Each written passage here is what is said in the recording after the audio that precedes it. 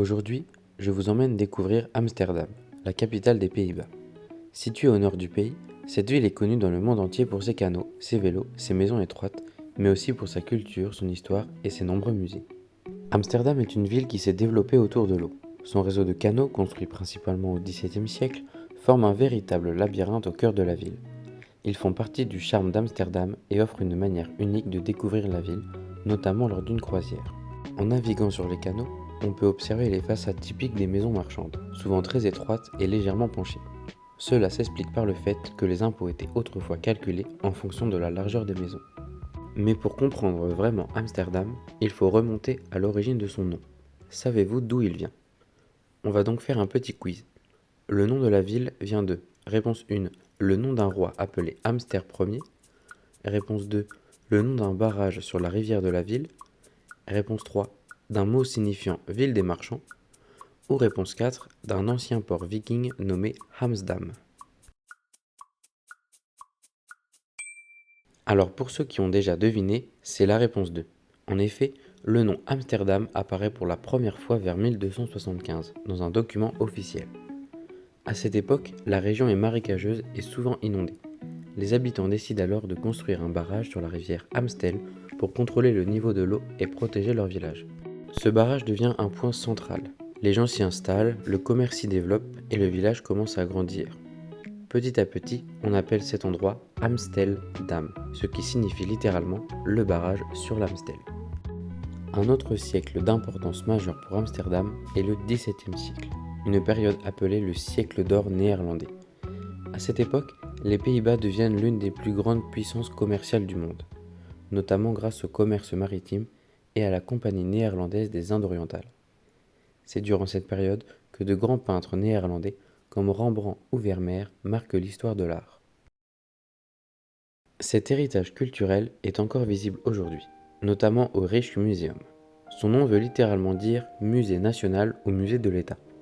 Il possède une collection immense de plus d'1 million d'objets, même si environ 8000 œuvres seulement sont exposées au public. Ces œuvres couvrent près de 800 ans d'histoire, du Moyen Âge jusqu'au XXe siècle. La particularité du Rijksmuseum est qu'il ne présente pas seulement de l'art, mais aussi des objets du quotidien. Le musée raconte l'histoire des Pays-Bas à travers la peinture, la sculpture, les arts décoratifs, les objets historiques et les témoignages de la vie quotidienne. Un autre musée incontournable est le musée Van Gogh, qui possède la plus grande collection au monde d'œuvres du célèbre peintre néerlandais Vincent van Gogh. On peut y découvrir son évolution artistique, ses différentes périodes de création et mieux comprendre la vie de cet artiste aujourd'hui reconnu comme l'un des plus grands peintres de l'histoire. Amsterdam possède aussi des lieux chargés d'histoire et d'émotion, comme la maison Anne Frank. C'est dans cette maison que la jeune fille juive et sa famille se sont cachées pendant la Seconde Guerre mondiale pour échapper aux persécutions nazies. Aujourd'hui transformée en musée, elle permet de mieux comprendre cette période sombre de l'histoire et de découvrir l'histoire personnelle d'Anne Frank, devenue un symbole de mémoire et de tolérance. Mais alors, quand on vous parle des Pays-Bas, quelle est la première chose qui vous vient à l'esprit? Eh bien pour moi en tout cas, ce sont les tulipes. Même si ces fleurs sont aujourd'hui associées au pays, elles ne sont pas originaires d'ici. Elles ont été introduites en Europe au XVIe siècle, depuis l'Empire ottoman. Très rapidement, elles deviennent extrêmement populaires et provoquent même une véritable mode appelée la tulipomanie, considérée comme l'une des premières bulles économiques de l'histoire. Aujourd'hui, les tulipes font pleinement partie de l'identité néerlandaise et attirent chaque année des millions de visiteurs. À Amsterdam, il est possible d'en apprendre davantage sur cette histoire au Amsterdam Tulip Museum, qui retrace l'origine de cette fleur, son arrivée aux Pays-Bas et son importance dans la culture du pays.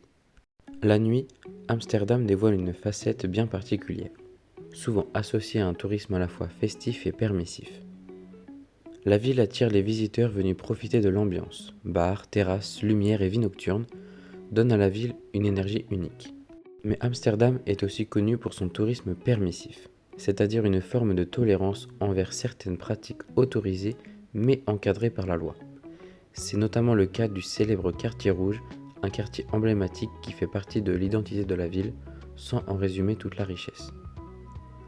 Dans le même esprit, les coffee shops permettent la consommation de cannabis sous certaines conditions, toujours dans une logique de contrôle plutôt que d'interdiction.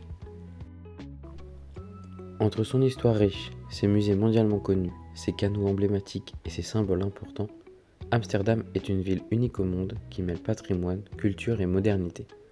Que ce soit en marchant dans ses rues, en visitant ses musées ou en naviguant sur ses canaux, chaque coin de la ville raconte une partie de son histoire. Amsterdam n'est pas une ville à visiter, c'est une ville à vivre.